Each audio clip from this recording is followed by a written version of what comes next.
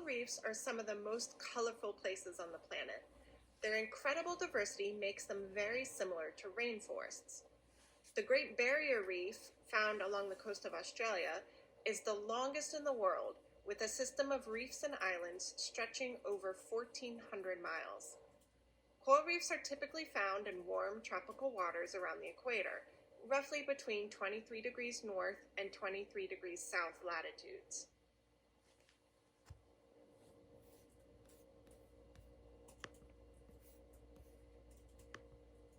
This map was developed from satellite images of coral reefs around the globe. You can see how they are all found within the central band surrounding the equator. They are extremely sensitive to changes in salinity and will not grow in areas where there are influxes of fresh water, such as coastal areas with a lot of rainfall or river effluents.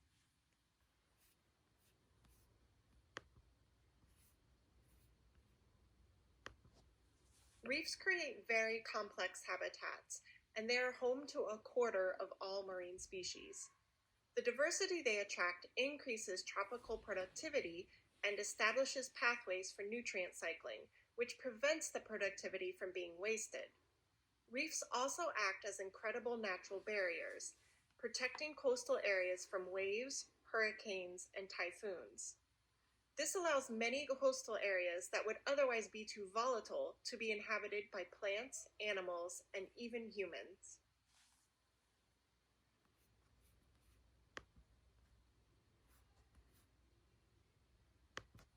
Reefs are a major source of food for humans, and they account for about 10% of all fish consumed globally. Natural reef products also have a commercial market. Items such as sponges and coral skeletons are used for bath products and decoration. Corals themselves are often harvested and sold to aquarium hobbyists. Reefs also provide a tremendous tourism draw, and they have led to millions of jobs catering to visitors, everything from snorkeling and diving to boat trips and fishing charters.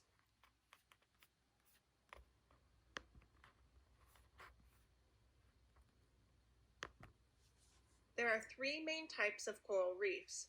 Fringing and barrier reefs can form along continents or around islands, while atolls only form when an island becomes submerged, leaving a lagoon surrounded by a ring of reef.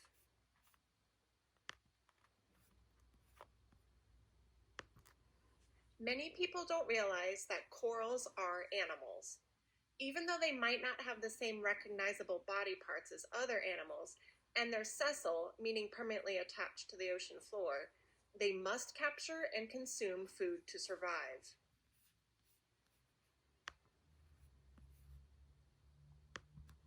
There are two major types of corals, soft-bodied and hard-bodied. Soft corals are very flexible and bend freely with currents and other water movement. Hard corals are rigid and more rock-like. We're going to be focusing on the hard corals because they are the reef builders.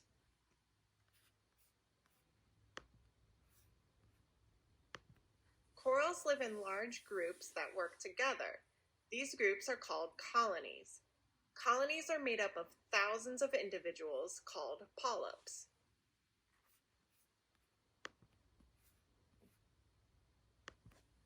Polyps are soft-bodied organisms. They capture prey ranging from zooplankton to small fish. Prey is then swept into the mouth using tentacles and digested in the stomach. Layers of living tissue link individual polyps within a colony.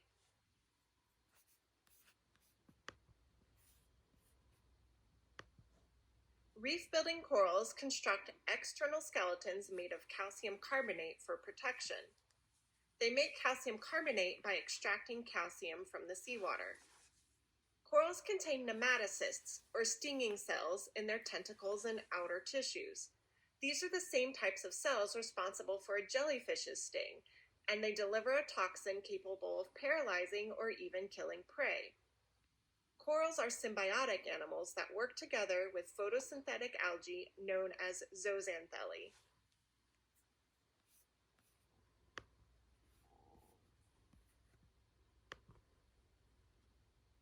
Corals and zooxanthellae form a symbiosis known as mutualism. This means that both organisms benefit from their association. In addition to the biological help corals receive, zooxanthellae also give corals their brilliant colors.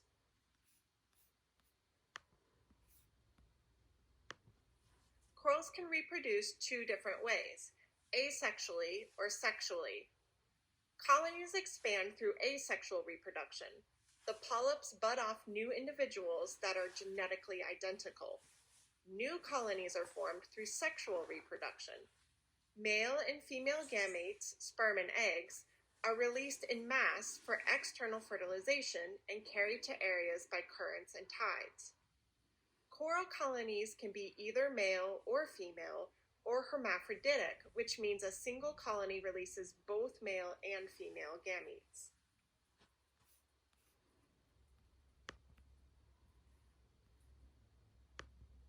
Broadcast spawning is an amazing sight. It usually occurs just after a full moon, and it creates an effect like being inside of a snow globe. It is a huge draw for scuba divers, and dive trips during spawning seasons are highly prized and often very expensive.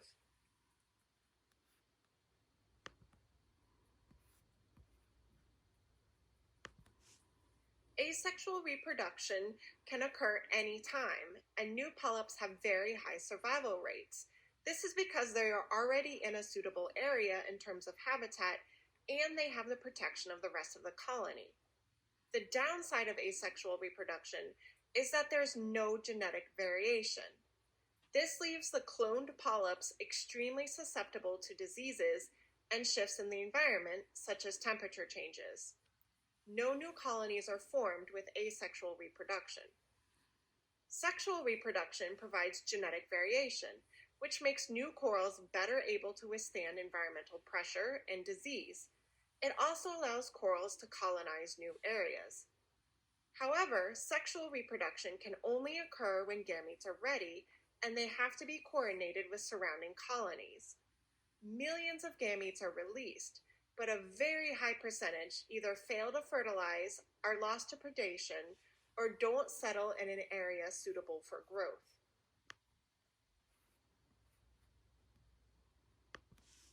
Corals face predation at all life stages.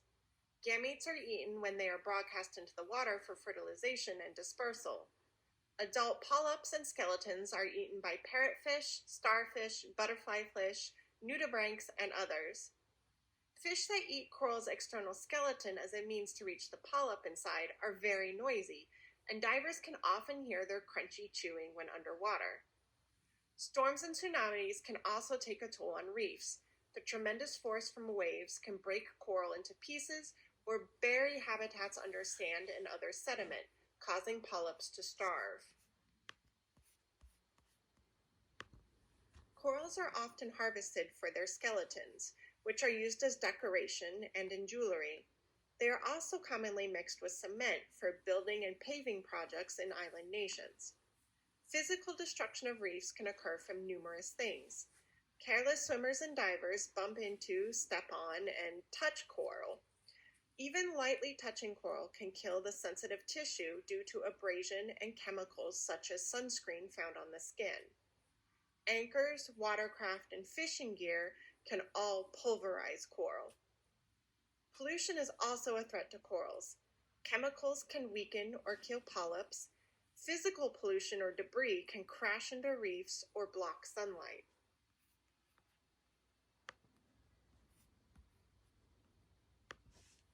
NASA used satellites to perform a global study on the locations of coral reefs and marine protected areas.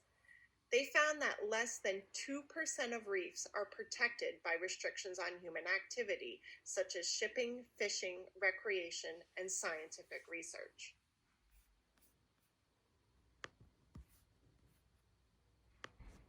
Perhaps the greatest human threat to corals is the global warming aspect of climate change.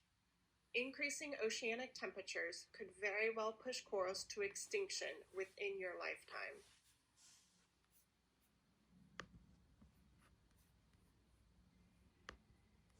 Most of the surface temperature increase on Earth has occurred in the last 35 years, with 16 of the 17 hottest years on record taking place just since 2001.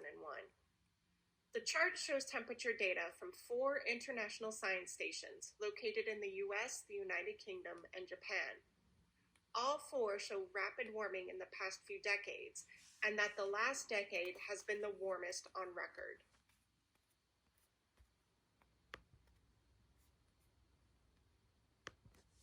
The main cause of global warming is our dependence on fossil fuels, the use of which releases greenhouse gases. Greenhouse gases trap heat in the atmosphere, preventing it from radiating into space and cooling the planet. Essentially, they act like a blanket, and as the atmosphere gets warmer, it makes the planet warmer.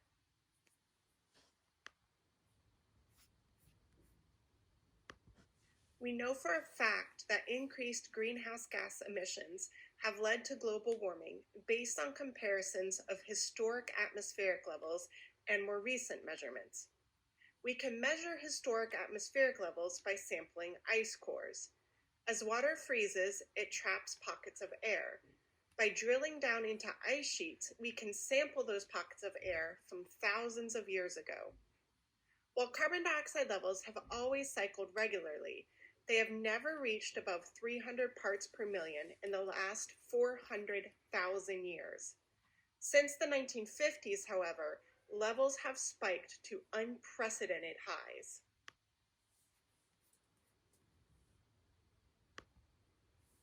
This is a very important figure because it lets you see how fossil fuels are being used in the US and get an idea where greenhouse emissions are coming from. Fossil fuels are organic matter that have been transformed by pressure and heat underground over millions of years. As coal, gas, oil, and other fossil fuels are burned, gases are released into the atmosphere.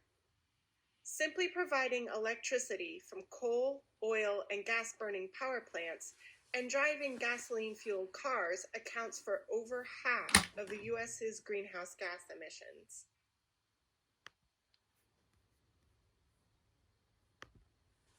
Greenland lost up to 60 cubic miles of ice in just 4 years spanning from 2002 to 2006. Similarly, Antarctica lost 36 cubic miles in just 3 years from 2002 to 2005. Satellite pictures have shown us that not only has spring snow cover in the northern hemisphere decreased in the last 5 years, the snow is melting earlier. As a result of melting ice and snow, global sea levels have risen 8 inches in the last century. The rate of sea level rise in the last 20 years is double that of the rest of the century. The pictures you see on the slide were taken from the same location 67 years apart.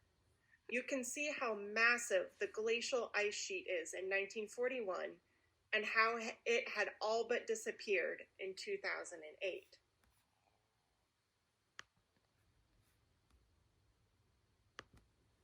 Increasing global temperatures have had a direct impact on many species. In the last 30 years, the Adelie penguin population has been cut by 2/3. In addition to fish, we have seen foxes, butterflies, plants, and many others shift their ranges north or to higher elevations in order to escape warmer temperatures. Invasive species are able to enter new areas and thrive due to shifts in climate. Spruce bark beetles in Alaska, an invasive species, have now chewed up over 4 million acres of trees, thanks to such warm summers there over the last 20 years.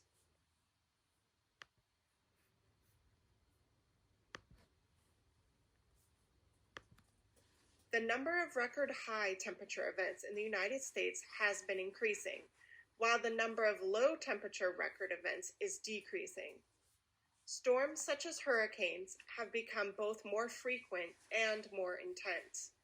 Shifting weather patterns have led to record droughts in some areas and record flooding in others.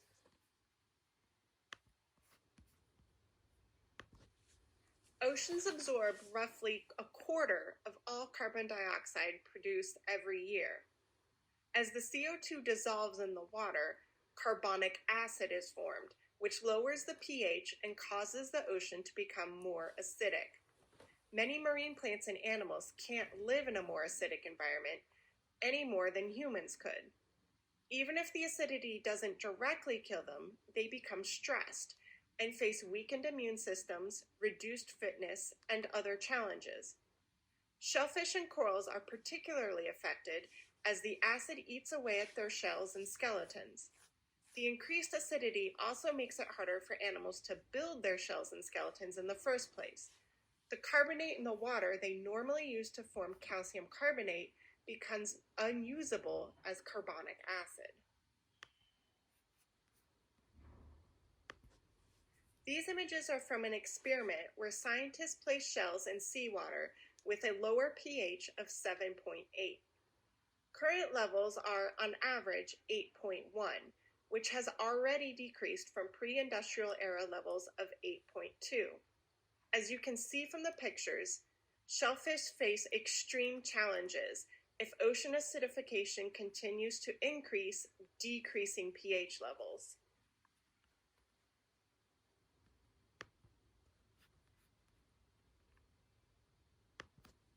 When coral is stressed by increased water temperatures, it expels its symbiotic zooxanthellae. Since zooxanthellae are the things that give coral their colors, the coral turns white. The result is that the coral is no longer receiving the additional food and energy from the photosynthetic algae, and it becomes more susceptible to disease and other challenges. The coral slowly dies. This bleaching process is a tremendous threat to corals worldwide.